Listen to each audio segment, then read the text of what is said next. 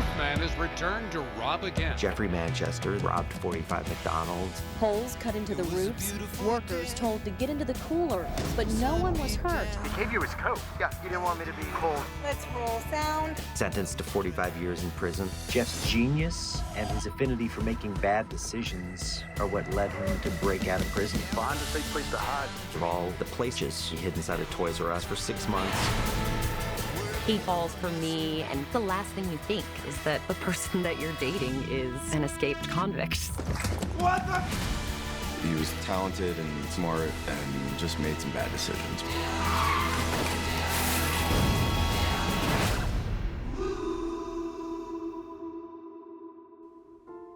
I had finished my previous film, and I felt like I had finished saying what I needed to say about certain things, and I wanted to have some fun making a movie.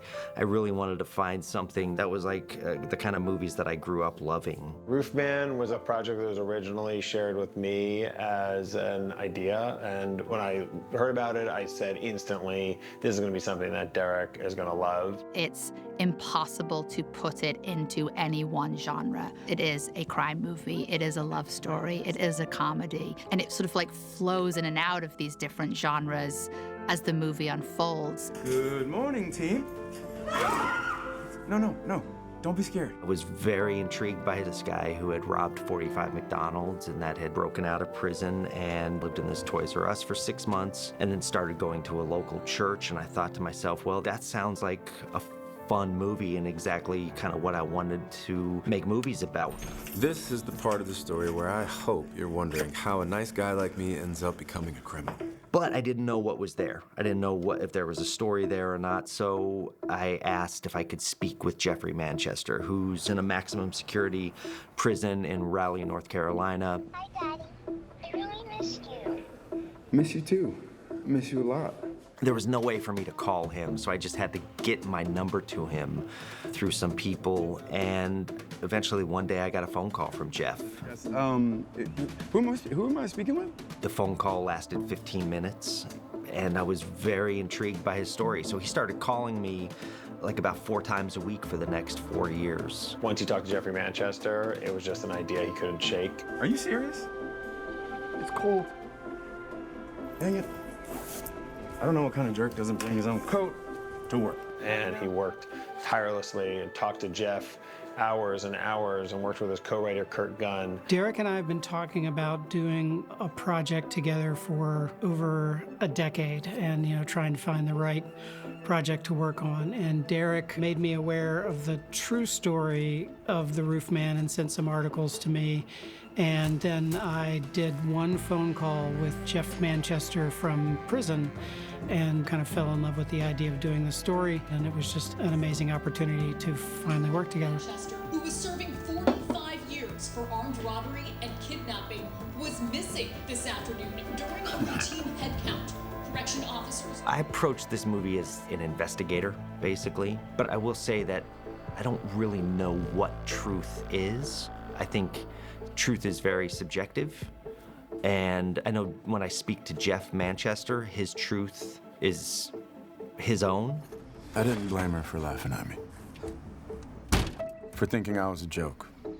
But there were things that she didn't know about me, things that weren't so funny. This was a complicated, flawed, lovable, amazingly quirky person, and we just wanted to represent the complexity of the character. It's such a fascinating story. I'm a huge fan of the old Hal Ashby movies, which were both hilarious and heartbreaking. Let me tell you something. Good criminals are cold, calculated. You understand? Now, you got the calculation down, but man, you just goofy. About 2 years into talking to Jeff, I realized that I needed to kind of expand my perspective on what this movie was. I asked Jeff, I said, if I'm gonna tell this movie properly, I have to talk to the other people in your life. And so he put me in touch with as many people as he could put me in touch with, his mother, his brother. But then there was people from the real story that we went out and found too. There was the pastor of the church, Ron Smith. There was his girlfriend, Lee Wainscott. We found Sergeant Catherine Scheimreif, who led the task force that arrested Jeff after his escape. It became just a giant investigative process for me. And I think what I was mostly interested in was the emotional truths of this story. And I think one of the reasons why I approached those people that were in his life is that I wanted them to be a part of this storytelling. I never knew there was an intelligence unit here in Charlotte. Oh, are you law enforcement? I'm retired now, but I was. Wow, that's amazing. One of the things that was so thrilling to me was to take all these people from Jeff's life who thought a certain way of him and bring them into the narrative collaboration of telling his story. You're not normal, John, but I like you. Yeah, it's not normal. You just look like this all the time? I was in the middle of writing the story, and there was a few actors I was thinking of for Jeff, and I set up a meeting with Channing, and we walked around Prospect Park for about 4 hours. We legitimately took a maybe 4.5 to 5 hour walk, and we just walked and talked, and that was the end of the meeting, and we didn't talk about anything actually to do. I didn't pitch him the story then. I didn't tell him anything about Jeffrey Manchester. I just went back to writing after I met with him, and I spent another year on the script thinking of every word that would come out of Jeff's mouth was gonna be Channing. I thought this was a singles brunch, not a supermodel brunch. I didn't know what was gonna come out of like the talk, and like 6 to 9 months later, I hear from him again. He's like, hey, so I wrote this thing, and I wrote it for you. And it's a thing I've been thinking about. It's a story that I've been tracking, and like, I wrote this thing for you. I hope you like it and want to do it. And I read it, and that's how it started. initially reading the script, I thought, what a great role for Channing. He's never done anything like this before. And I think that he really went to places that he hasn't done before in a film. We can make almost anything that we want with this thing. Look, anything that you can dream, we can make it, okay? Me and you. What do you say? Can you make a bike with it? What Channing really brings to it is this sad clown. And I think that's what I realized about Jeff as this grown man who was hiding behind the walls of a Toys R Us toy store and playing with remote control cars at night and just kind of dreaming about having a family and dreaming about having kids that he could share these fun times with. It just made so much sense that it was Channing. No, I mean, and really like Christmas and birthdays, and just gift-giving time. I mean, I don't know, I just love kids. For Derek, Channing was absolutely it. The character has to have such a big heart, and you have to feel that in the actor, because this character does really dark things, and you still have to love him through that. He has such a grace to him, and I find that he's an open-hearted person. He's very just right there. There's nothing more you want from an actor than to have all those qualities. And funny, too. You're gay, right? What? I'm what? You're gay. Gay? No. What? Are you kidding right now? I grew up watching Kirsten Dunst, and when I met the real Lee, and Lee had this kind of grace and this heart and this humor, you know, the first person that came to mind was Kirsten. And so I reached out to her, sent her the script, and she wrote back and she said, "Oh my God, I love this." The script was something that I thought was really enjoyable and well written and not a role that I would normally play. So it was something different for me, and working with Derek was really the draw for me. Kirsten, man, like, it seems effortless. Like, she's just so good. Like, she's just so good. Kirsten has depth for days. The second she got in front of camera and did her first scene, we were just blown away. She just brought this softness and playfulness, but really with the strength. This is our all-star, Lee. She is the backbone of everything that is good going on in this church. She does the outreach, does the meals, does the toy drive. I really don't know how she does it all, but she does. And this is John Zorin from New York. I told Channing early on, I was like, I'm interested in your translation of Jeff. We're not creating a historical figure where you have to exactly look like him or talk like him. I want you to make the version that's most honest to you, most truthful to you, your version of Jeff. Derek's talked to Jeff so much more than I have, but I've talked to Jeff as well. And I wanted to get to meet Jeff before I did the film, but there was no time to really go down and meet him. I'm gonna meet Jeff. I have to meet him at some point, but I think it's really oddly beautiful that I almost didn't meet him in some strange way, because when you look back on history or whatever, you see it through a different lens. You see it through how maybe you wanted to see it, or how you maybe need to see it in a way. And I think that, for better or worse, this movie is a true story told by someone that is unbelievably brilliant at lying.